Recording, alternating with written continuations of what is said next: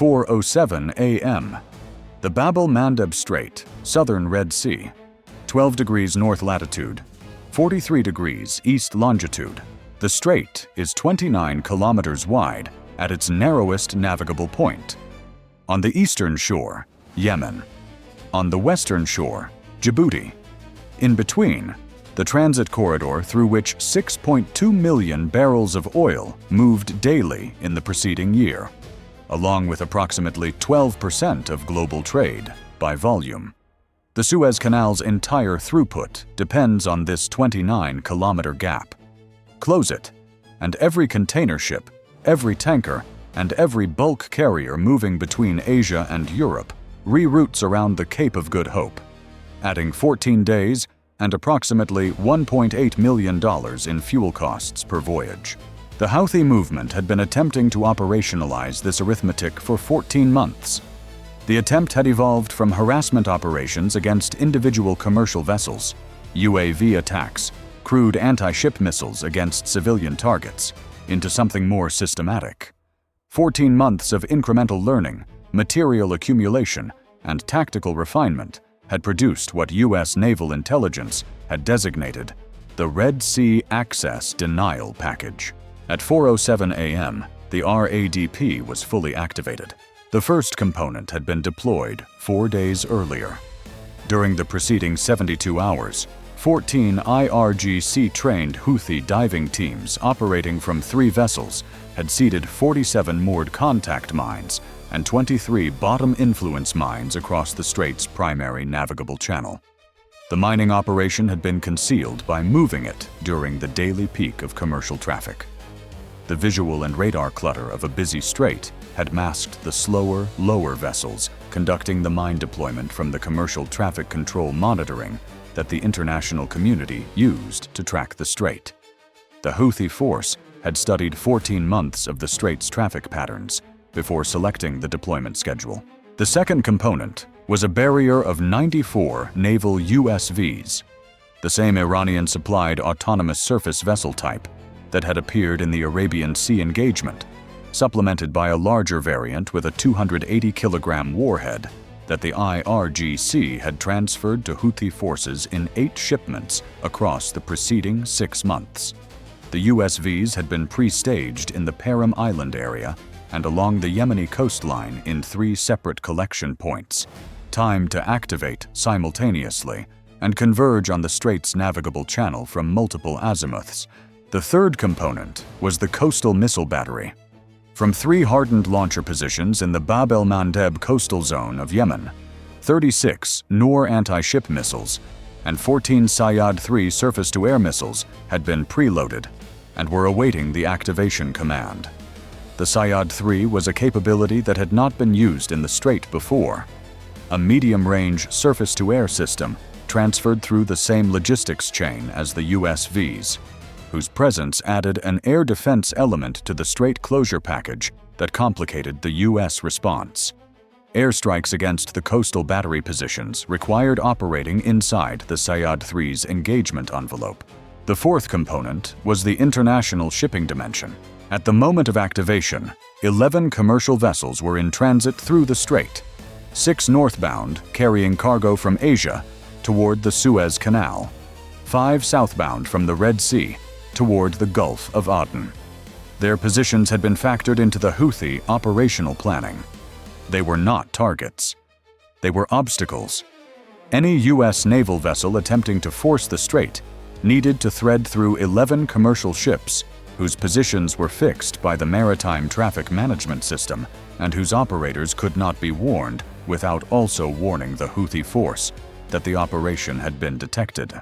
The detection problem had been active for 3 days. U.S. naval intelligence had assessed the mine deployment activity with 71% confidence, beginning 72 hours before the activation. The confidence level had not been sufficient to trigger a mine countermeasure operation in Yemeni-controlled waters. The political threshold for that action required a higher confidence level and a separate authorization that had been requested and was still under review at the time the RADP activated. The USS Carl Vinson Carrier Strike Group operating 180 kilometers south of the strait in the Gulf of Aden, had been tasked with restoring freedom of navigation in the strait if the RADP activated. The tasking had been received 11 days earlier. The group's planning had assumed it would have prior warning. The 71% confidence assessment had been transmitted, but the authorization to pre-position mine countermeasure assets inside the strait had not been approved. The Carl Vinson group's task was to force the strait open. The strait had mines, 94 USVs, 36 anti-ship missiles, 14 SAMs, and 11 commercial vessels in it. 4:07 a.m. USS Carl Vinson. Flag bridge. The strike group commander had been awake since 3:41 a.m. when the mine deployment assessment had been updated to 89% confidence following the detection of USV activation signatures from the Param Island staging area. At 4:02 a.m., 5 minutes before the full package activated, he had received the updated assessment and had already placed the group in full combat readiness. At 4:07 a.m., the USV activation was confirmed by radar tracks from the E-2D Hawkeye orbiting at altitude south of the strait, and the coastal battery activation was confirmed by the signals intelligence picture showing the Noor fire control system's initialization sequence. The strike group commander had one immediate decision that shaped everything that followed. Which threat to address first? The mines were the constraint. A carrier strike group could not enter a mine channel at standard transit speed without catastrophic risk. The mine countermeasure operation was the prerequisite for transit. The mine countermeasure operation was slow. MH-53E Sea Dragon helicopters deploying acoustic and magnetic sweeps at 6 knots was not a posture that could simultaneously defend against 94 USVs and 36 anti-ship missiles. He could not clear the mines while simultaneously defending against the other 3 threat components. He had to suppress the other 3 while the mines were cleared. He sequenced it. First, the coastal battery. The Noor battery's threat to the carrier was the most significant kinetic risk. The Sayyad-3 air defense component needed to be suppressed before U.S. aircraft could operate over the strait at the altitudes required for effective strike coordination. The strike would happen before the mine clearance began. Second, the USV swarm, simultaneously with the mine clearance operation. Naval gunfire and directed energy against the USVs, while the MH-53E sweep ran. Third, the commercial vessels needed to be warned and requested to hold position south of the mine barrier until the channel was cleared. That required notifying civilian maritime authorities in real time, which would also notify the Houthi command of the operational timeline. He accepted the trade-off. At 4:09 a.m., the first F/A-18F sorties departed the Carl Vinson's flight deck toward the Yemeni coastal battery positions. Their strike packages, AGM-88 AARGM against the Noor fire control radar, and JASSM-ER against the hardened launcher positions. The Sayyad-3 air defense battery required the AARGM to hit the radar before the F/A-18F could close to JASSM-ER release range. The Sayyad-3's engagement geometry against a subsonic aircraft at medium altitude was the constraint that determined strike sequencing. The AARGM launches against the Sayyad. 3 radar were executed at 4:14 a.m. from outside the Sayyad-3's confirmed engagement envelope. 3 AARGM, 3 separate radar sites. The AARGM seeker followed the radar's own emissions to the antenna. 2 of 3 Sayyad-3 fire control radars went offline within 4 minutes. The third went to passive mode. It stopped emitting. An AARGM against a passive radar had no emissions to home on. The third battery remained a threat. The F/A-18F package pressed to JASSM-ER release range against the Noor batteries at 4:18 a.m. The 2 suppressed Sayyad. 3 batteries created a coverage gap that the F/A-18Fs used as their ingress route. The third passive battery represented an unknown. It could reactivate at any time. and a passive Sayyad-3 with a good track from its last active sensor sweep could launch an interceptor against an aircraft inside its coverage zone, even in passive mode. The third Sayyad-3 battery reactivated at 4:19 a.m., 30 seconds after the F/A-18F formation entered its coverage zone. The radar warning receiver on the lead F/A-18F detected the illumination immediately. The pilot broke and deployed chaff. The Sayyad-3 launched. The chaff and the brake maneuver created sufficient radar return ambiguity that the Sayyad-3 interceptor tracked the chaff cloud rather than the aircraft. The interceptor passed 140 meters from the lead F/A-18F and continued past. The AARGM from the second aircraft in the formation had been launched when the third radar reactivated. It reached the third Sayyad-3 antenna at 4:20 a.m. The third air defense battery was offline. The FA-18Fs released their JASSM-ER packages against the Noor launcher positions at 4:22 a.m. Of the 3 hardened launcher sites, the first was confirmed inoperable at 4:31 a.m. from JASSM-ER impact. The second was confirmed inoperable at 4:33 a.m.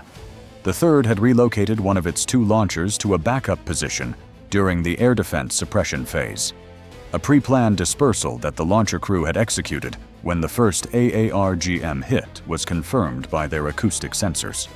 1 launcher remained operational at a position that was not in the pre-strike target package. 1 Noor launcher. 8 missiles remaining on that launcher. Operational and active.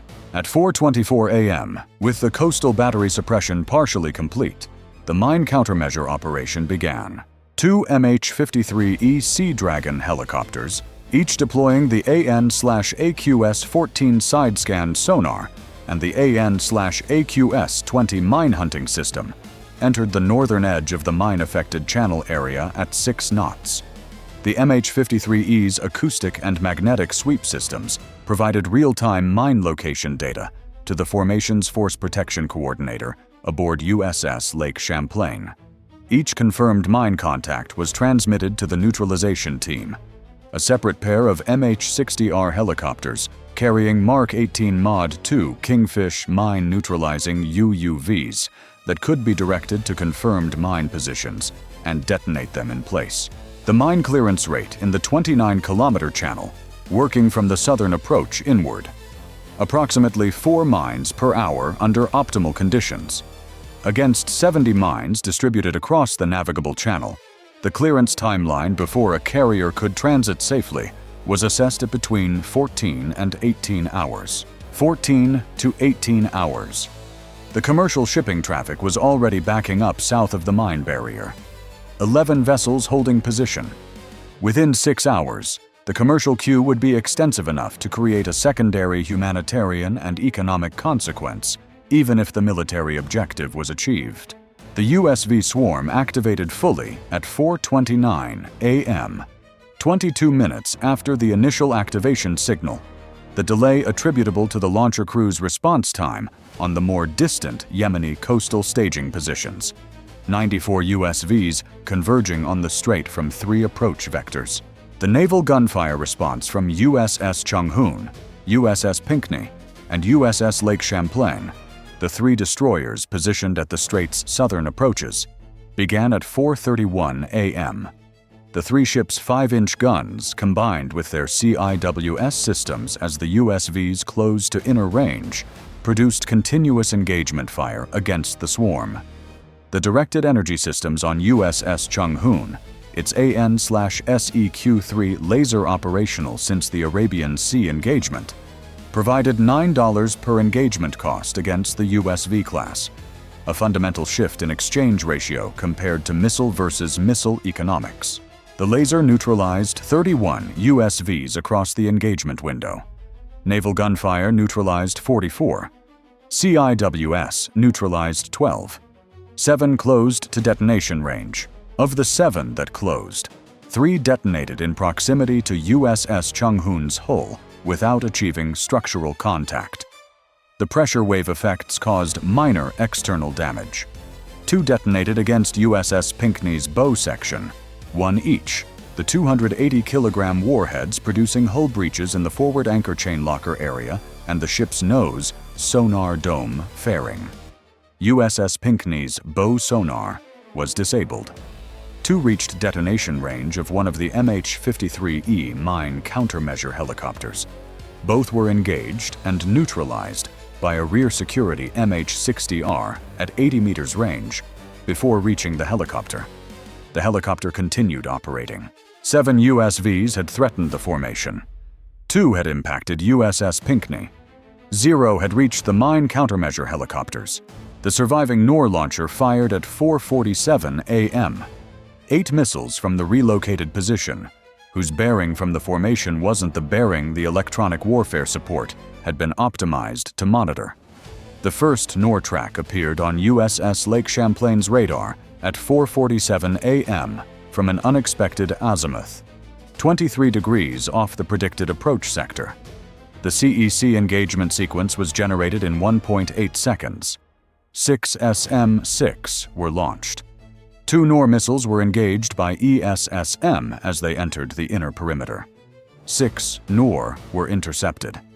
2 closed to CIWS range. Both neutralized.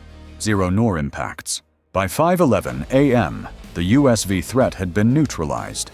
The coastal battery had been suppressed to 1 relocated launcher that had now expended its magazine, and the mine clearance operation was proceeding at the assessed 4 mines per hour rate. The formation's current situation: USS Pinckney damaged, continuing at reduced speed and with bow sonar offline but combat capable. Mine clearance 7% complete. 14 to 17 hours remaining before the channel was safe for carrier transit. At 5:14 a.m., the Houthi force executed its desperation gambit. From 3 mobile positions on the Yemeni coast that had not been part of the pre-planned target package, Houthi forces began launching Burkan-3 ballistic missiles, a system whose deployment to the Bab-el-Mandeb coastal zone had not been assessed in any of the previous intelligence products that had shaped the strike group's operational planning. The Burkan-3 had a range of 600 kilometers. Against the Carl Vinson's operating position, 180 kilometers south of the strait. Its flight time was approximately 9 minutes. 3 Burkan-3 launches. Against a carrier that was positioned 180 kilometers from the missile's launch point, USS Carl Vinson's Aegis escorts acquired the tracks at 5:15 a.m. SM-3 Block 2A was the assigned interceptor. The Burkan-3's ballistic trajectory was within the SM-3's optimal engagement envelope at this range. 3 tracks, 3 SM-3 launches, 1 per track. Intercept probability per shot at this engagement geometry, 84%. All 3 Burkan-3 were intercepted between 5:17 a.m. and 5:19 a.m.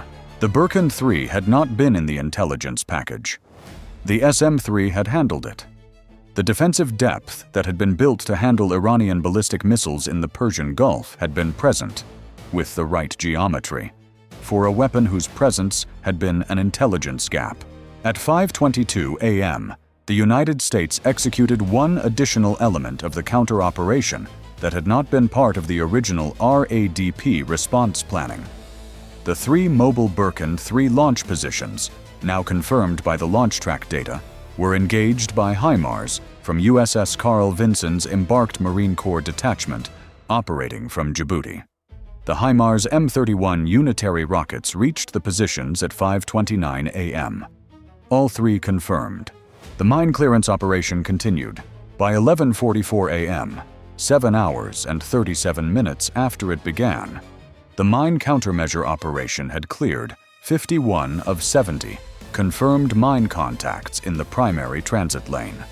19 mines remained in the secondary lane and in the shallow water on the channel's eastern margin.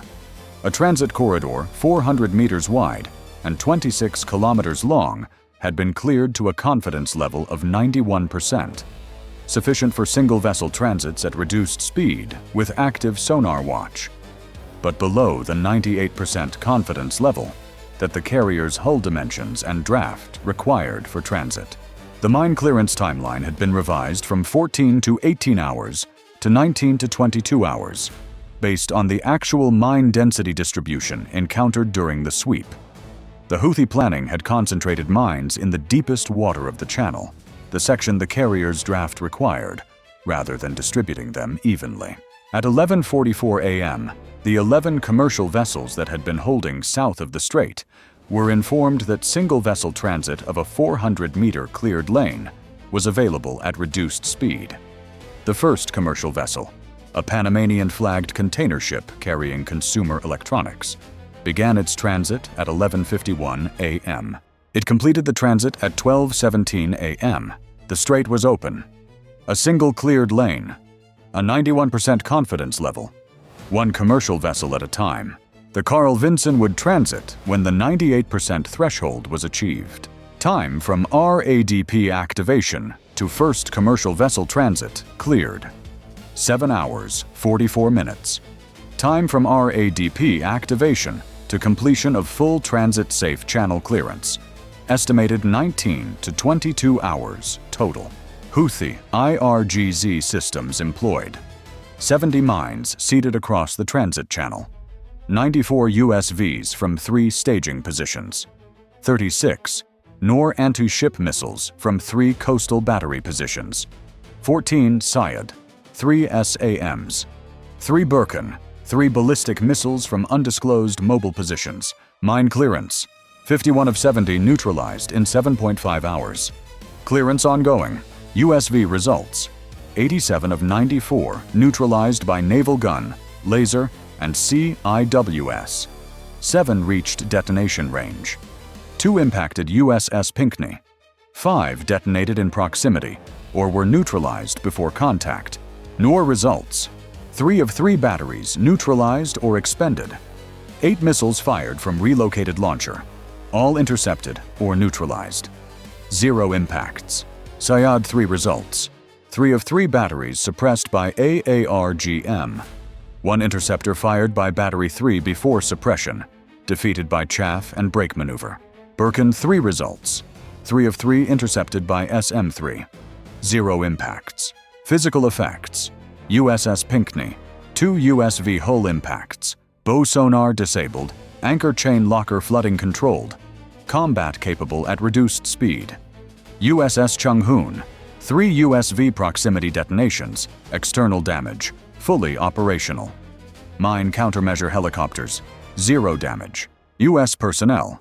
8 service members injured aboard USS Pinckney from hull impact blast effects. 0 killed. Counter-operation. 3 Noor battery positions engaged by JASSM-ER. 3 Sayyad. 3 radars suppressed by AARGM. 3 Burkan. 3 mobile positions engaged by HIMARS from Djibouti. Total engagement cost, $610 million. The strait was partially open. The carrier had not transited. A single 400-meter cleared lane allowed commercial single-vessel transits at 91% confidence. The full clearance to carrier-safe standards was still 11 to 14 hours away. The 11 commercial vessels were moving.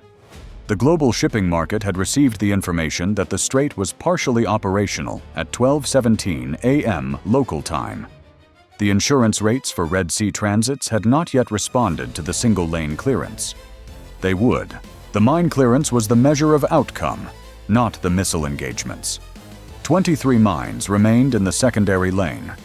The MH-53E teams were operating continuously, limited by crew endurance cycles to 14 hours of continuous operations before rotation. The second crew team had been airborne since 9:14 a.m. The arithmetic of the engagement was distinct from every other scenario in this series. The missiles and the USVs had been engagement events that resolved within minutes or hours. The mines were not an engagement. They were an infrastructure problem. Physical objects in specific locations that had to be individually found, confirmed, and neutralized. The process could not be accelerated beyond the physical limits of the sonar sweep and neutralization technology. There was no additional SM-6 that could be launched at a mine. There was no algorithm that reduced the time required for a Kingfish UUV to maneuver to a confirmed mine contact and detonate it. The mine was the adversary that had no direct military counter. It had only engineering and time. The Houthi force had seeded 70 mines in 72 hours using 14 diving teams. The U.S. force was clearing them at 4 per hour with the most capable mine countermeasure equipment in its inventory. The ratio of placement rate to clearance rate was the operational metric that the RADP's designers had built their timeline around.